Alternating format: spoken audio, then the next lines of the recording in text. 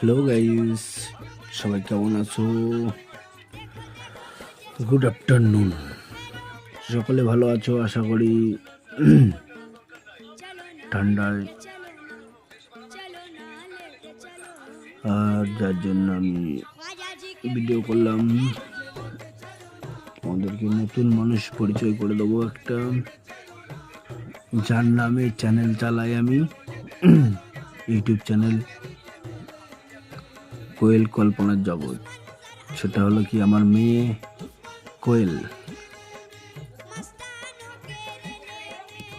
Introduce করে দে, বল।